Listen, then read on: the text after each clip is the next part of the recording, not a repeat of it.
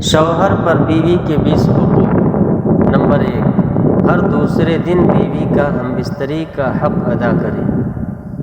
Number 2، اگر بیوی روٹھی ہوئی ہو تو اس کو منع کر سوئے۔ نمبر 3، بیوی کی گھر والوں کے سامنے بے عزتی نہ کرے۔ محترم ناظرین، آج آپ دوستوں کے ساتھ بہت ہی اہم گفتگو کرنے جا رہے ہیں۔ تمام حضرات ویڈیو کو آخر تک ضرور دیکھیے گا۔ بسم اللہ الرحمن الرحیم۔ محترم سامعین و ناظرین، السلام علیکم ورحمۃ اللہ وبرکاتہ۔ نمبر 1، شوہر کو چاہیے کہ بیوی کی خوبیوں پر نظر رکھے۔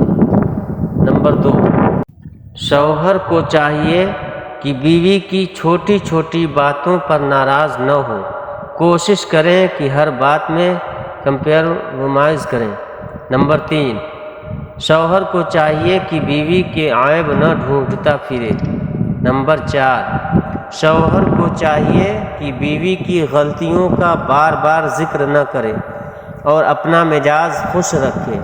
اگر انسان سے غلطی ہو جائے تو درگزر والا معاملہ کرے، نہ کہ ہر بات میں اس کو ٹوکتا رہے۔ نمبر 5، شوہر کو چاہیے کہ بیوی کو طعن و تشنیع نہ کرے۔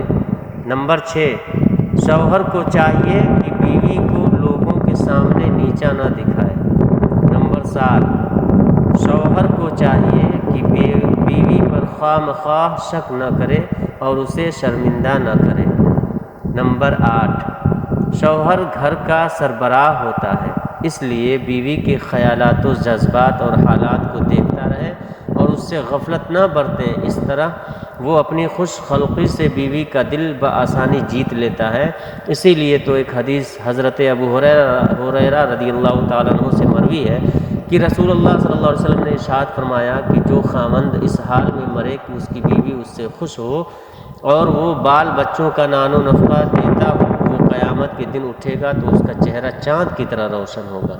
نمبر 9، شوہر کو چاہیے کہ بیوی کو دوسری شادی کی یا طلاق کی دھمکی کبھی بھی نہ دے، یہ بزدل لوگوں کا کام ہے۔ نمبر 10، شوہر کو چاہیے کہ بیوی سے محبت اور گرم جوشی کا مظاہرہ کرتا رہے۔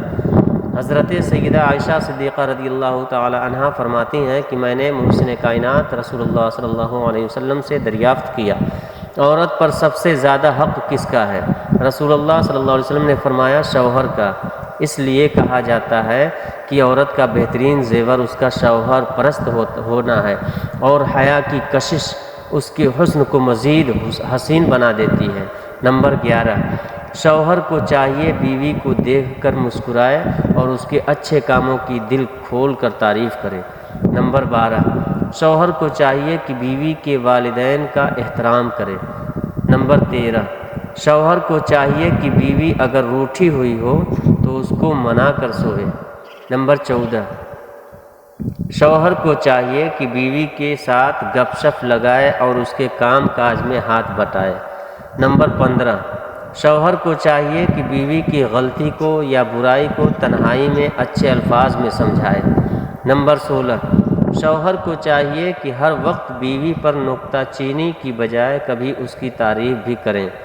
نمبر 17، شوہر کو چاہیے کہ بیوی کے کاموں میں دلچسپی لے اور اسے نظر انداز نہ کریں۔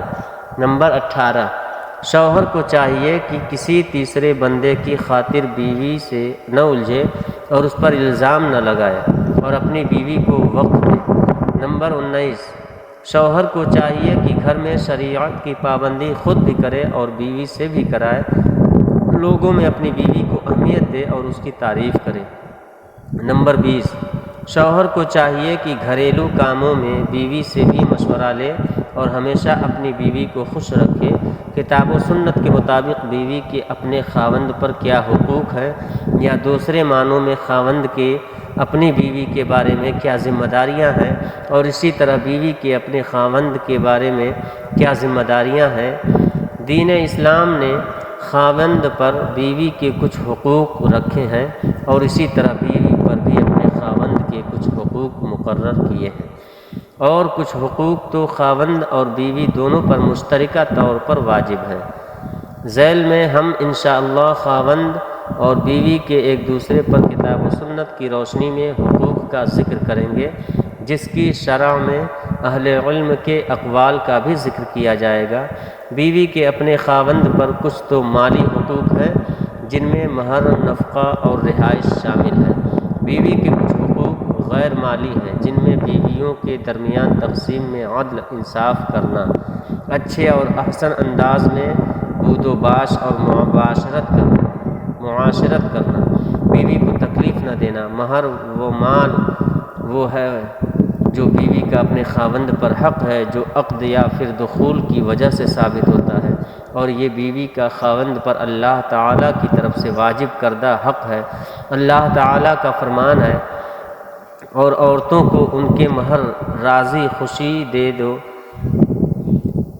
علماء اسلام کا اس پر اجماع ہے کہ بیویوں کا خاوند پر نان و نفقہ واجب ہے، لیکن شرط یہ ہے کہ اگر عورت اپنا خاوند کے سپرد کر دے تو پھر نفقہ واجب ہوگا، لیکن اگر بیوی اپنے خاوند کو نفع حاصل کرنے سے منع کر دیتی ہے یا پھر اس کی نافرمانی کرتی ہے تو اسے نان و نفقہ کا حقدار نہیں سمجھا جائے گا۔ بیوی کی ضروریات پوری کرنا، مثلا کھانا پینا، رہائش وغیرہ، یہ سب کچھ خاوند کے ذمہ ہے۔ اگرچہ بیوی کے پاس اپنا مال ہو اور وہ غنی بھی ہو تو پھر بھی خاوند کے ذمہ نان و نفقہ واجب ہے۔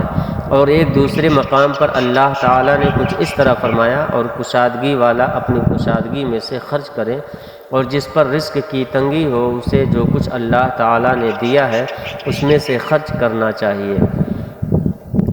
حضرت عائشہ صدیقہ رضی اللہ تعالی عنہ بیان کرتی ہیں کہ ابو سفیان کی بیوی ہندہ بن عتبہ رضی اللہ تعالی عنہ نبی کریم صلی اللہ علیہ وسلم کے پاس آئی اور کہنے لگی، اے اللہ کے رسول صلی اللہ علیہ وسلم، ابو سفیان بہت حریص اور بخیل آدمی ہے، مجھے وہ اتنا کچھ نہیں دیتا جو کہ مجھے اور میری اولاد کے لیے کافی ہو،